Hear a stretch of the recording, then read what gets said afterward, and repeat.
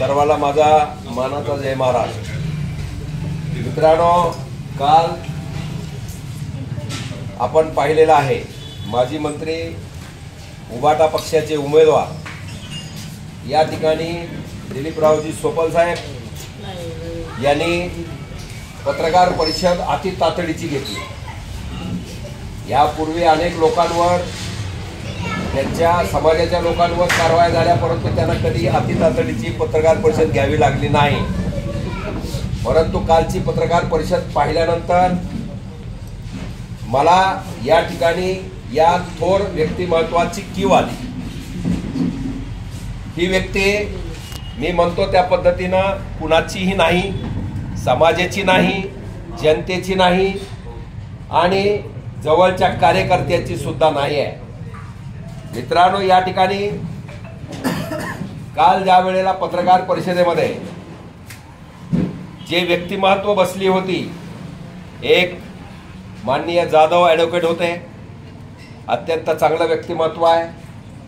दुसरं स्वतः साहेब होते आणि साहेबाच्या डाव्या बाजूला एक काँग्रेसचे नेते या ठिकाणी ॲडव्होकेट जीवनदत्त आरगडे होते। मला या ठिकाणी हसायला यायला लागलं। ज्या व्यक्तीमुळे नागेशांना अक्कलकोटेवर कारवाई झाली, ज्या व्यक्तीच्या तक्रारीवरून ही कारवाई करण्यात आली, ती व्यक्ती मांडीला मांडी लावून पत्रकार परिषद घेते, याचा मी निषेध करतो। विथ पुराव्यानं मी बोलतोय। या ठिकाणी हा जीवनदत्त आरगडे माझा कोर्टामधला माझा वकील आहे मुंबई हायकोर्टमध्ये। तो आणि आम्ही दोघांनी ज्या वेळेला राजाभाऊ राऊत यांच्या विरोधामध्ये जे काही पुरावे घेऊन आपण या ठिकाणी रिट पिटिशन केला किंवा ड्राफ्टिंग केली, ती सगळी ड्राफ्टिंग जीवनदत्त आरगडे यांनी स्वतः केलेली आहे। ते वकील माझे आहेत। त्यानंतर त्यांनी सांगितलं की तुम्ही राऊतावरती कारवाई काय असेल ती कारवाई तक्रारी करा। मी दिलीप सोपाल, त्यांची सगळी फॅमिली आणि नागेश अक्कलकोटे आणि पुजारी सर यांच्यावरती मी कारवाई करतो। त्याचे पुरावे माझ्याकडे या ठिकाणी आहेत। या ठिकाणी मुंबई हायकोर्टामध्ये हे जे रिट पिटिशन केलेलं आहे, हे सगळं रिट पिटिशन मी ज्याप्रमाणे कागद दाखवत होतो त्याप्रमाणे जीवनदत्त आरगडे यांनी नागेश अक्कलकोटे त्यांची पत्नी, त्यानंतर या ठिकाणी त्यांच्याकडे काय मालमत्ता आहे त्या मालमत्तेचं विवरण, नगरपालिका असो, प्रॉपर्टी असो, एनए प्लॉट्स असो, हे स्वतः जीवनदत्त आरगडे यांनी केलेलं आहे। या ठिकाणी हे सांबरे साहेबांकडे या ठिकाणी पिटिशन होतं, हे सगळे त्याच्या ऑर्डर्स या ठिकाणी आहेत।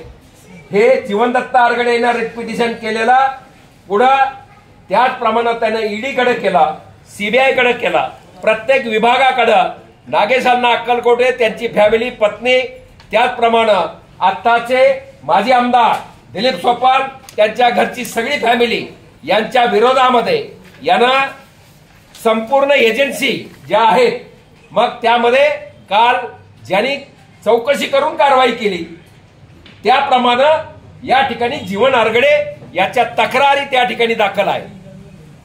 आणि हसण्यासारखी गोष्ट आहे, ज्या माणसामुळे गुन्हा दाखल झाला, ज्या माणसामुळे नागेश अण्णावरती आज ही वेळ आली, उद्या तुमच्यावर सुद्धा येणार आहे सोपल साहेब। ह्या जीवन आरगडेचे 3 स्टेटमेंट अँटी करप्शनला झाले, मला माहिती आहे। 3दा स्टेटमेंट घेतलेले आहेत, अण्णाच्या विरुद्ध घेतलेले आहेत, तुमच्या विरुद्ध सुद्धा घेतलेले आहेत, आणि त्याला तुम्ही मांडीवर बसून पत्रकार परिषद घेता, किती हास्यास्पद आहे। मी केला तर मी केलाच म्हणून सांगणार, मी केला होता राऊतावरती केला। तसं आरगडे तुम्हाला स्वतःला काहीतरी वाटलं पाहिजे, हा अस्तनीतला निकारा आहे। तुम्ही आमच्या जवळ बी होता, आमच्याकडे सुद्धा होता, आम्ही पोचला। काल सांगितलं त्या यांनी की 25-25 लाखाला आम्हाला यांनी केलेला आहे। अरे तुला वॉरंट निघाला, त्या जाधवला फसवलं म्हण, 3 लाख रुपये भाऊसाहेब आंधळकरांनी तुला भरायला दिले, त्याला सुद्धा ढसायला तू कमी केलेलं नाही।